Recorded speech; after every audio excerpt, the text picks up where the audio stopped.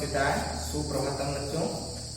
आज कक्षा 10 के पाठ्यक्रम में संस्कृत विषय में हम लोग व्याकरण में वर्णों का उच्चारण स्थान पढ़ेंगे। इसके पहले हम लोग स्वर किसे कहते हैं, व्यंजन किसे कहते हैं, इनका अध्ययन कर चुके हैं। आइए सीधे चलते हैं। यहाँ जो ब्लैक बोर्ड पर ये मैं यहाँ पर लिख दिया है उच्चारण स्थान, वर्ण और उसका सूत्र भी है। यानी कि ये उच्चारण स्थान वो है जो हमारे मुंह के भाग हैं, और ये जो वर्ड लिखे गए हैं हमारे मुंह के किस भाग से कौन सा अक्षर जो है उच्चरित होता है वह यहाँ पर लिखा गया है। और सूत्र में हम कैसे जान पाएंगे कि कौन सा अक्षर कहाँ से, मान लीजिए ये चीजें न रहे तो हम इससे भी जान सकते हैं कि कौन सा अक्षर कहाँ से उच्चरित होता है। ये अगर ना भी रहेगा, मान लीजिए परीक्षा में पूछ लेता है, ऐसे झ दे दिया तो ये पूछेगा कि इसमें जो है इसका उच्चारण स्थान क्या होता है। कक्षा 10 की परीक्षा में, बोर्ड की परीक्षा में एक अंक का प्रश्न आता है। एक कभी कभी सूत्र भी पूछ लेता है, या इनमें से एक अक्षर दे देगा और पूछेगा इसका उच्चारण स्थान क्या है। तो आइए हम इसका अध्ययन करेंगे। इसी क्या तो उच्चारण स्थान में कंठ, कंठ यानी गला, ताल, ताल यानी जीभ के ऊपर का भाग, मूर्धा सिर होता है, दंत दांत सभी जानते हैं, ओष्ठ ओष्ठ जिसको कहते हैं लोग, नासिका नाक की बात होती है, कंठ ताल गला और ताल जीवा के ऊपर का भाग, कंठ ओष्ठ गला और ओष्ठ, दंत दांत और ओष्ठ। तो इन अक्षरों को उच्चरित करने के लिए ये सूत्र बहुत महत्वपूर्ण है। जैसे ये दिया गया आ, ये कंठ से उच्चरित यानी गले से उच्चरित होने वाले कौन कौन से वर्ण हैं वो यहाँ पर लिखे गए हैं। आकु विसर्जनीया नाम कंठा, ये सूत्र है। आकु का मतलब सूत्र में ही लिखा गया है आ, यानी चाहे वह ह्रस्व रहे या दीर्घ रहे। कु का मतलब का वर्ग होता है, यानी का खा गा घ अंगा, और ह का मतलब हाई होता है, और विसर्ग का जो विसर्ग, ये जो चिन्ह लगता है, ये दो बिंदु लगते हैं, इसको हम लोग विसर्ग कहते हैं। यानी आ अक्षर स्वर में और क खा गा घ अंगा, हा और ये विसर्ग, इन सब का उच्चारण स्थान क्या है? कंठ है। इन सब का उच्चारण स्थान क्या है? कंठ है।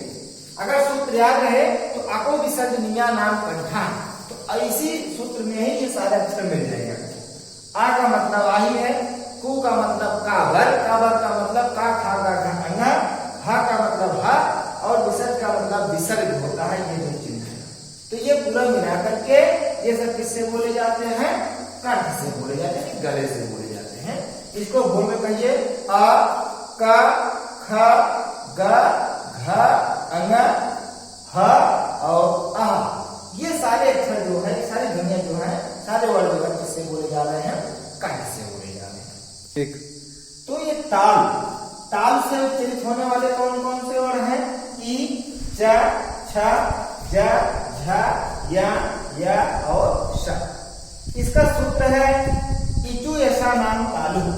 अब इस सूत्र में सारे वर्ड लिखे गए हैं। ई का मतलब ई ही है, चू का मतलब चावल चा छा जा झा या, और या का या, और ये जो श लिखा गया है ये तालव्य श। क्यों इसको हम लोग ताल से उच्चरित करते हैं, इसीलिए क्या है? तालव्य श इसे कहा जाता है। तो इन सब का उच्चारण स्थान क्या है? ताल में। ताल में जीवा का ऊपर का भाग जो है उसको हम ताल कहते हैं। आगे आइए, मूर्धा। मूर्धा, मूर्धा के अंतर्गत री, ट, ठ, ड, ढ, ड़, अड़, र और श।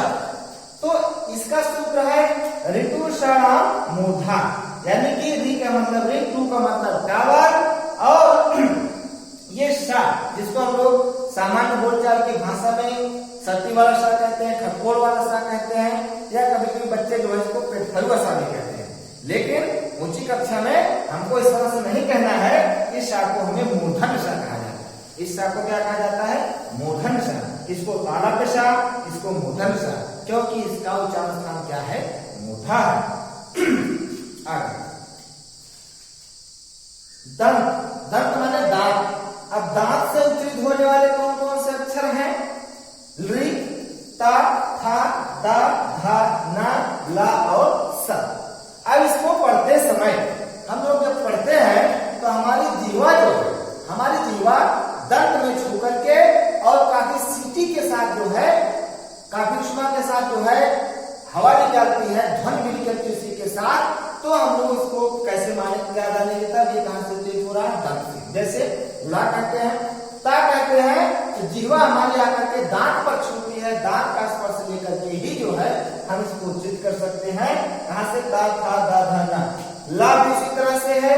और सा, सा इस तरह से जब लोग हम जब कहते हैं सा को तो दांत से होते हुए वायु निकलती है, तो इसको हम कहते हैं सा, इसको दंती सा कहा जाता है। इसका सूत्र है ऋतु नशा नाम दंता। ऋ का मतलब ली अर्थात ला, और ली हो गया, तू का मतलब तावल, ला का मतलब ला, और सा का मतलब साई हो गया, और ना तो है ये सब का उच्चारण स्थान क्या है, दंत है। देखिए कोई भी अक्षर अगर हम पढ़ रहे हैं, अगर हमें उच्चारण स्थान नहीं पता है तो हम उस अक्षर को, उस वर्ड को ठीक तरह से, अच्छी तरह से उसको उच्चारित नहीं कर सकते। आगे ओष्ठ, ओष्ठ क्या है, हमारे जिसको होठ हम लोग कहते हैं। तो ये ओष्ठ जो है, इससे उच्चारित होने वाला अक्षर कौन, उ, पा, भा, बा, भा, मा। तो ओष्ठ से उच्चारित होने वाले कौन कौन से अक्षर, उ, पा, भा, बा, भा, मा। उ को अगर हम कह रहे हैं तो बिना दोनों होठों का सहारा लिए हम उ भी नहीं कह सकते हैं, और पा, भा, बा, भा, मा इनका भी उच्चारण जो है बिना होठ के सहारा के नहीं कर सकते हैं। जैसे पा, दोनों ओष्ठ जो है आपस में छू रहे हैं, तभी हम पा कह पा रहे हैं। फा, बा, भा, मा, इन सब को जब हम कहेंगे तो हमारे दोनों ओष्ठ जो है वो आपस में स्पर्श कर रहे हैं, और इसका उच्चारण भी क्या है, ओष्ठ ही है। क्यों, और इसका सूत्र क्या है, उपपद्यमानीय नाम ओष्ठो। उपु अर्थात उ का मतलब उ हो गया, उ का मतलब पा वर्ग हो गया। तो इस क्रम में यह उच्चारण स्थान इसका क्या है, ओष्ठ है। आगे देखिए नासिका, नासिका अर्थात नाक के द्वारा।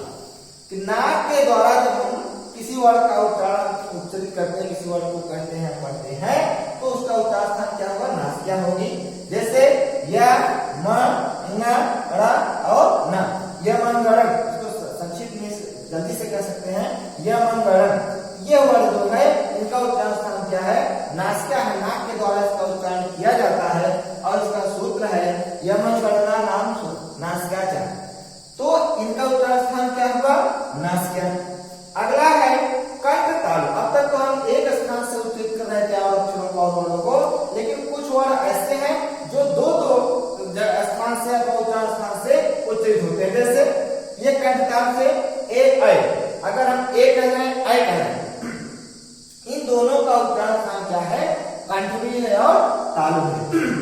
क्योंकि ए को कहते समय हमारी जीवन थोड़ी सी पीछे जाती है और ऊपर तालु में छूती है, और कंठ से हम उसकी ध्वनि निकालते हैं, तब हम जाकर के यह ए और ऐ कहा पाते हैं। इसलिए इसका उच्चारण स्थान क्या है, कंठ और ताल दोनों है। इसका सूत्र क्या है, ए दैतो कंठ तालु, ए दैतो कंठ तालु। इसका सूत्र ए दैतो अर्थात ए ऐ। ए ऐ इन दोनों का उच्चारण स्थान क्या है, कंठ और ताल दोनों है। अगला है कंठ ओष्ठ, यानी कि गला और ओष्ठ। इनसे उच्चारित होने वाले कौन कौन से वर्ड हैं, ओ और औ। ओ और औ ये दोनों वर्ड जो है कंठ और ओष्ठ। क्योंकि हम ओ अगर कहेंगे अथवा औ कहेंगे तो दोनों ओष्ठ हमारे सिकुड़ते हैं, और ध्वनि जो है अंदर गले से निकल रही है, कंठ से निकल रही है, इसलिए इसका उच्चारण स्थान क्या होगा, ओष्ठ होगा। कंठ और ओष्ठ दोनों होंगे। तो इसका सूत्र क्या है, ओ दतो कंठ ओष्ठम, यानी कि ओ और औ का उच्चारण स्थान क्या होगा, कंठ ओष्ठम, यानी कि कंठ और ओष्ठ दोनों है। अगला है दंत ओष्ठ, वकार सन दंत ओष्ठम, अर्थात जो यह वर्ड वाह या जो वाह अक्षर लिखा गया है, इसका उच्चारण स्थान क्या है, दांत और ओष्ठ यानी दंत जब हम व कहेंगे तो हमारे दांत यानी हमारे जबड़े जो ऊपर का जो दांत है यह आकर के नीचे वाले ओष्ठ में छूता है, तभी जो है यह व का उच्चारण हो पाता है। इसलिए इस व का उच्चारण क्या होगा? दंतोष्ठम।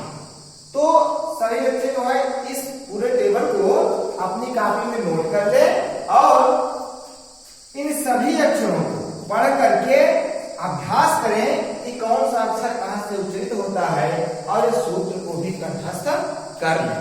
अगर इसमें से कोई कठिनाई होगी तो बताइएगा, इसको पुनः बताया जाएगा। ठीक है? और ये उच्चारण स्थान तो बिल्कुल याद कर लीजिए, कंठ, ताल, ये सभी चीजें जो पता होनी चाहिए और तभी जो है इनका उच्चारण स्थान हम अच्छे से कर भी पाएंगे और परीक्षा में यदि प्रश्न आता है हम बड़ी आसानी से